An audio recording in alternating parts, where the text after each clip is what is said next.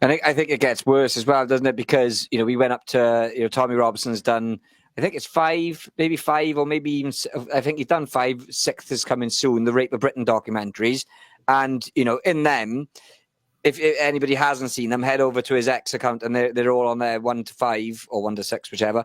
But, he's got absolute evidence to show that there were police, not just involved in covering it up, but actually involved with the grooming gangs. They were literally on their payroll.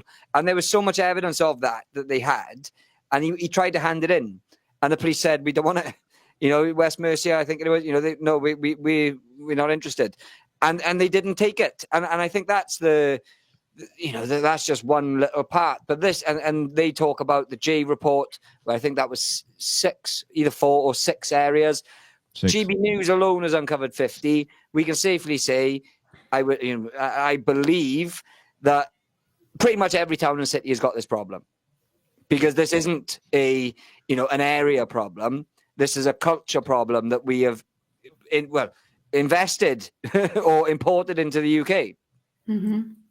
Yeah, I think I have to agree. As a Pakistani Muslim, I have to say I 100% agree. And these Pakistani rape gangs, we do have a problem. Not like you said, yes, you say we've only known about the 50, but you're absolutely right when you say there's not only 50, there are a lot many. And this is not only an issue of a city, of one of the city, because they got the majority of Muslim or Pakistanis living there. It's a cultural issue, because we have the same issue, if not worse issue than this, because obviously in the UK, somehow they get away with it. But in Pakistan, and in Saudi Arabia as well, we used to have this issue amongst the Pakistani community when we were in Saudi Arabia. And Saudi Arabia is one of the strict country there is. If you get fined, if they find you that you have either raped someone, or you have done something as even remotely towards a rape, even if you try to rape someone, they will hang you. They will chop off your head. And they were doing it. We have seen it. I have seen it.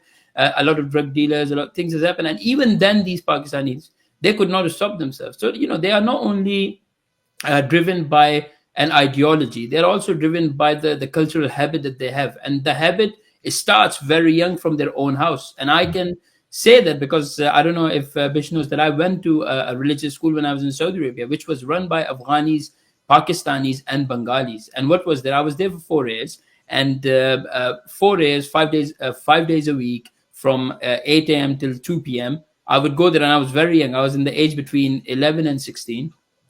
So when I was there, so what they used to do, they used to sexually harass, they used to sexually harass me, make me sit on their lap, touch me inappropriately. But as I said, as I was growing up in Saudi Arabia, we did not have this sexual education. So I honestly did not know what has happened to me till the age of 22. I did not know that. And it's only later on I find out. Obviously, I was annoyed. I was angry. And I did went back. See, this is how angry I was, because I was in the UK. And I spoke to some of the guys that actually went to the same school as the Islamic school as me. And we met. I seen some of the people were depressed. And when I asked them, they told me because they knew what was going on with them. So now their lives are ruined. And when I found out what has happened, and I am so grateful that at that time I did not know what was going on, because I know probably I wouldn't be the man that I am today, because I've seen most of them which have been through this either turn out to be very depressed, or turn out to be exactly the same as the teachers that were doing things to us. So like I said, I'm really grateful that I didn't turn out to be one of them. So when I was talking to them and they were telling me what has happened, I became so enraged that I went back to Saudi Arabia and I went looking for these things, because, if I would have seen them, I would have done something really, really bad. But, this is how angry I was, but I never found them. So my thing since then was, and this is the age of 23, 24, I'm telling you that since then I've been very vocal. I've been telling everybody, look, if you want to teach anything to your kids religious wise, for me, anything that I know, anything that I've learned, I see my father. I don't see anyone else. For me, my role model, my hero, everything is my father. I see him. So that's what I tell people. If you want your kids to learn someone, start it from home, because that's where it starts. And in Pakistan, there are these Pakistanis who will be raping their cousins, their younger sisters, and the father will be raping their kids in the name of, that's the stepdaughter or whatnot. They do this normally. And when I come out and say these things, these Muslims here in the UK, they don't like it. Not only they don't like it, they've been threatening me. They've been coming after me. I go to the Swansea Town Centre. They see me. They take pictures of me, send it to me. Oh, we know where you are all the time. Cowardly moves. Come and speak to me. I'm the guy. I have been through this. What the hell are you talking about? You live in the UK. You live an amazing life. and then you have then you turn around and you say all the bad things about the British people or the government and whatnot. Talk to me. They don't want to talk to me. Like you just seen what George They Galloway did has once, done. didn't they? They spoke to you once, and that was an absolute ambush. And you know what they said? Yeah. Eight of them would surrounding you to question you on Eight your people. beliefs. Eight of them, and out of eight of them, you won't believe, one of them was Welsh. Then Yeah. one of them was a Welsh guy. This is what he said to me. A Welsh white guy said to me, "I don't know what's going on, but why are you racist?" I was looking. I was like, he literally just said to me, "What's going on? And what the hell are you calling me racist for if you don't know what's going on?" He was like, "No, these 7 of them are saying that you're racist. Then you must be racist." I said, "Exactly. That's the problem that we have." And I said to them, if I was one of you 8 people and this was going on to someone else, I will come in and I would say, if a guy have an opinion, we live in a free country, let the guy have an opinion. Let him say what he wants to say. If we think he's stupid, if we think he's crazy, let him say and let him move on. But the problem is, they do call me crazy. They say I'm lying, but in their hearts, they know that I'm telling the truth, the very truth. Some of them actually are doing it to other kids, and they don't like to see that. They're like, "Oh, you got criminals becoming Muslim in jail, and they're coming out and they're like, 'Oh, we became a Muslim. Oh, thank God, we have revived or whatnot.' You are criminals. You became Muslim while you were in a jail. What the hell are you talking about? You think I'm gonna go into school and tell our kids what to do?" The government should be ashamed of themselves to send these criminals into school to educate our children. Bish being a Welshman and from a similar area, there was a guy that you're talking about, and one of the guys that you spoke about what happened in Saudi Arabia, and they kind of laughed about it and said, "Oh, it happens to everybody. Don't worry about it." And he was going into schools in Llanelli, while the Stradey Park Hotel protests were going on. He was invited into schools, being pre-approved by the Welsh government, to go in and basically tell all the children their parents are racist. Give them forms to say, "Oh, you can report these people anonymously. We work with this company called Prevent. And if you've got a brother or a father or a mother that may be saying things about refugees, then you can report them." And these were touring the schools. And this is the guy, from the EYST, Ethnic Youth Support Team, that grabbed you straight away when you came in. Racist off the bat. Moral compass for all people coming into the country, aren't they? Yeah. These NGO, non-governmental organization, government-funded NGOs, but this is how deep it goes. And is this part of the problem of why we can't get this inquiry, because of how deep this goes? Tell me how many Pakistanis, or let's say even immigrant Pakistanis like myself, you've actually seen speaking out. I have seen none. I have seen one or two. I know a few. Okay. And they're brave, because they live in Middlesbrough, which is huge Pakistani Muslim I was going to say encampment, but area. What you said is really relevant, because it's a cultural problem, not just here in the United Kingdom. I've worked with an organization based in Lahore that were helping Muslim or ex-Muslim women that were divorced by their husbands, and when the Muslim men found out that it was Christians that were helping them during the process of the divorce, then the husband was arranging for the ex-wife to be gang raped and seriously beaten and abused, so that Christian men wouldn't want them. Or another man wouldn't want them. And so we were helping a lot of women get out of the Karachi area of Pakistan and getting them to safety in Lahore to try and rebuild their lives. And we've helped a few genuine asylum seekers leave Pakistan and settle in other countries. I know Pakistani Christians that were kidnapped and given. I mean, the husband was beaten to within an inch of his life. The wife was almost raped, but the taxi driver took pity on her and protected her from his own compadres. And we helped them flee the country and resettle here. So it's not just a cultural problem here in the United Kingdom, because it's a culture that carries over from a lot of where they originate from. And when you've got and Shoaib, I don't want to, I'm not attacking your faith, but when you've got fundamentalist teaching of of the age of consent of a girl to marry at 6 and the marriage can be consummated at 9, that is no longer, compatible with any form of society, not just Western society. And the Christian faith has had to, the teaching hasn't changed, but the application of the teaching through time has had to evolve. We don't let 12 and 14-year-olds get married anymore like we did, they did back in Jerusalem 2,000 years ago. It's, we now have a legal age of consent in the UK of 16. I know it's lower in other countries, but the biggest problem that we have with all of this is, I've spoken out against what we call multiculturalism for many, many years.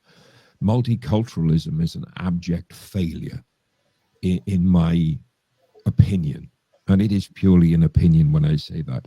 If you leave a nation to go live like you have in another country, you are the epitome of what I don't want to use the term good immigrant, but get what I'm saying, because I don't know how it is, because you have become a viable contributing part of the nation and the culture to which you've come.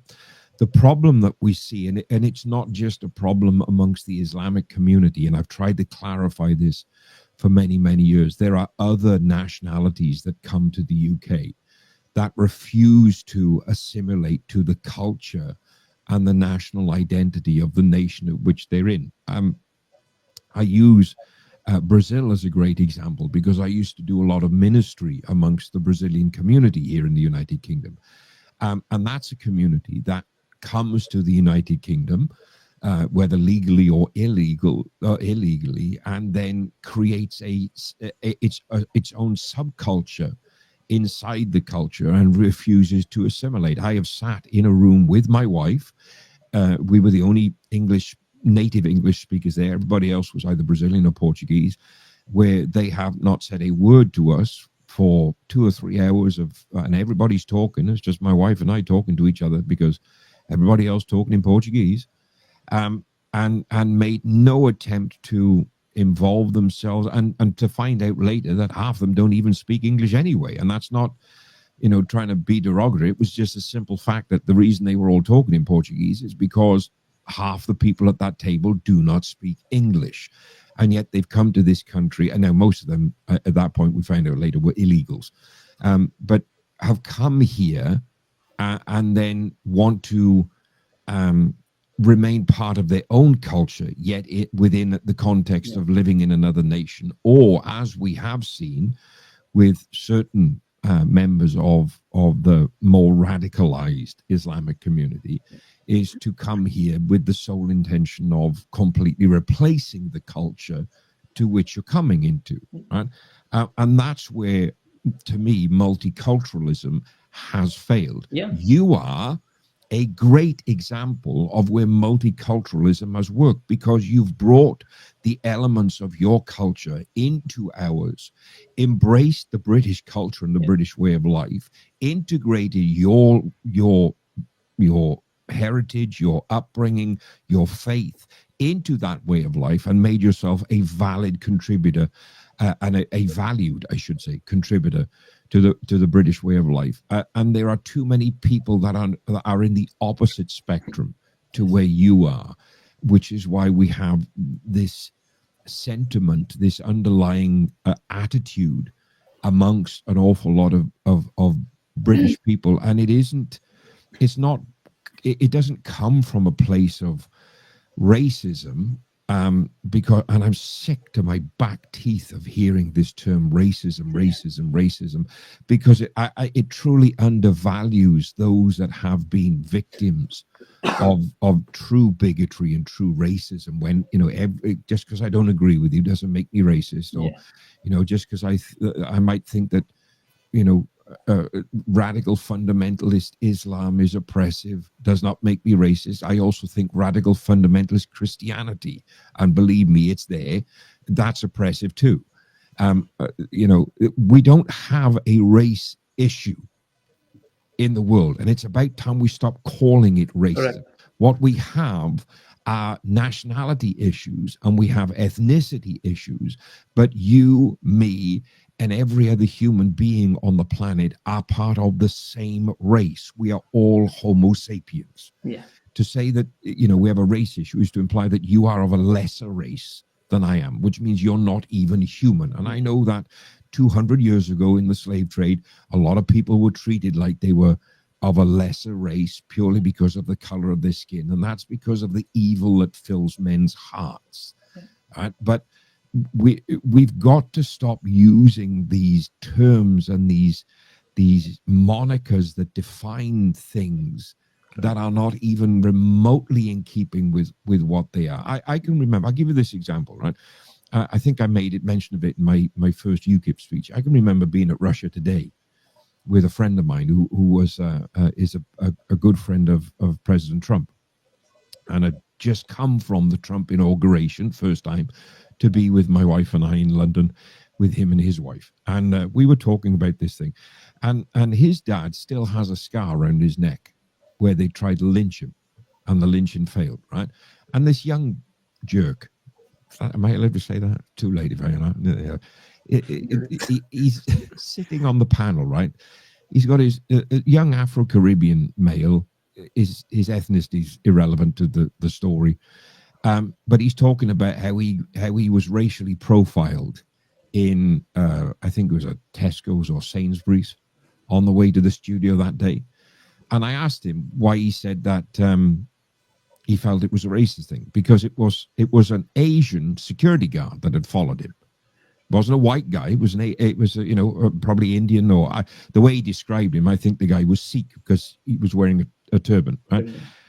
And I said to him, "Have you looked in the mirror? Don't take this the wrong way. You're a young Afro-Caribbean male in London in a store wearing black jeans and a black hoodie.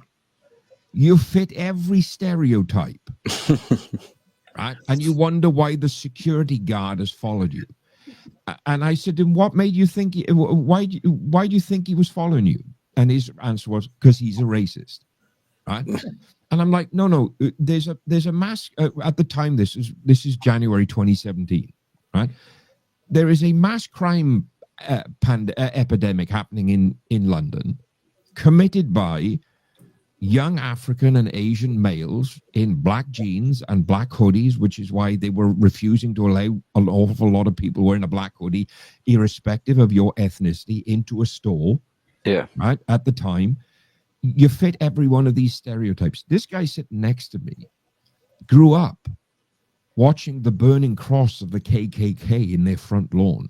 His dad's to this day has a scar around his neck, rope burn, where they tried to lynch him and failed. That's genuine racism, as you want to label it. Yeah. You fitted every stereotype, and you're upset with the security guard that followed you around the store. That ain't racism. That's your own stupidity. Yeah.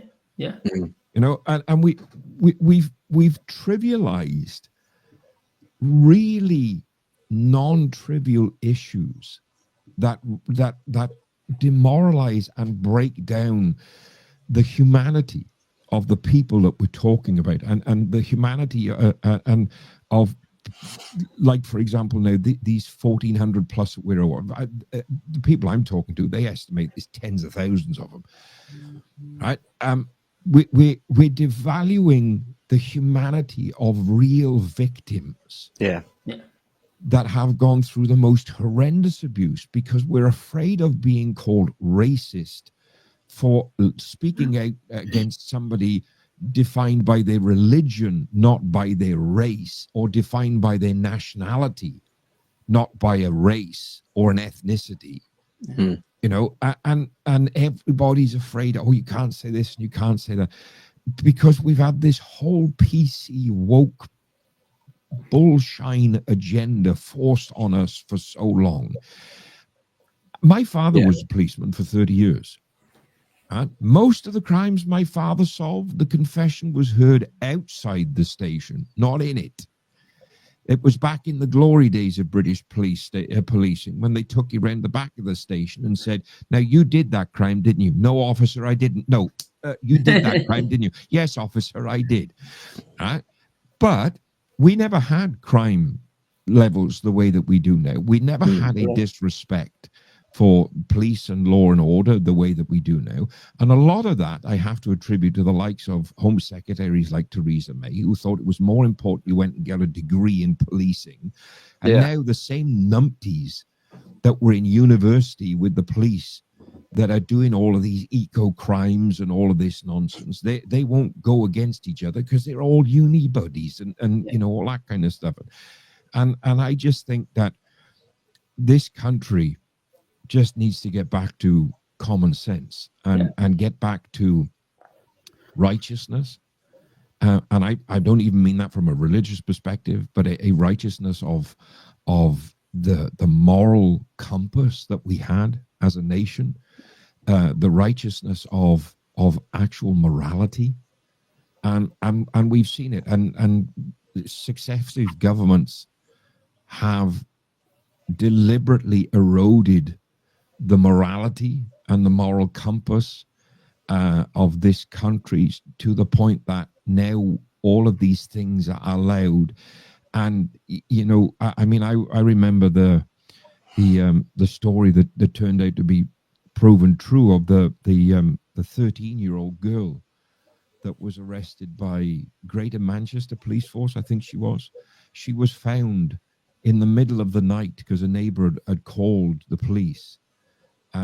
She was found almost naked in a house with 5 middle-aged Pakistani Muslim men, drunk as a lord, clearly had sexual relations with several of them, I assume forced at that point, and she was arrested for being drunk and disorderly. They did nothing about the men that had sex with an underage female, well, at this point, at that age, a minor, not even, you know, a minor below the age of consent. It was, you know, that's the kind of nonsense that we live in, and we're there because we're afraid of being called racist, or we're afraid of, you know, what? No, enough is enough.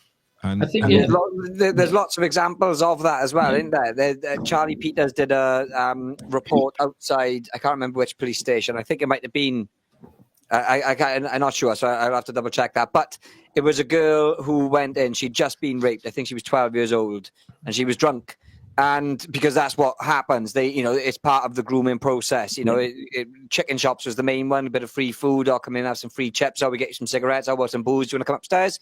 And that's how it kind of, escalated through that situation. So this is what this child, she went into a police station drunk and said that she'd just been raped. The police told her to come back, come back when you sobered up. Yeah. She left, tried to get a cab home. She was picked up by more men and raped. She was then, luckily enough, they were so kind, they gave her bus fare to get back into, I think it must have been Manchester. Yeah, bus fare. So she got back into the town, got off the bus. She was picked up again. She was raped. She was raped something like four separate instances in that day. And that was because the police basically said, you're drunk, go away. And there's another example. This was in Liverpool, and we actually know the person who was dealing with this, the taxi driver, who picked up a girl, and she was raped, and then she was picked up, taken out for safety, but this person who picked her up to take her to safety raped her again. And there's so many examples of stuff that, I remember saying this back, I don't know, 5, 6, 7 years ago. I lost a lot of friends because a lot of them thought, oh, well, he's proper Islamophobic, racist, far right, blah, blah, blah, for daring to call these problems out. But they're only ever going to get dealt with if we're having these conversations and if we do keep on banging this drum. Because there's a petition gone out now. I know that I signed it last night for it to be accepted, and it is for a national inquiry, and the message went along with it. Don't let the bastards get away with this. And this is absolutely right. We can't stay silent on this. Well, I get the sentiment of what you're saying, right? and don't take this the wrong way. There isn't going to be a national inquiry so long as Labour are in power, right? But that phrase that went along with it, they've gotten away with it.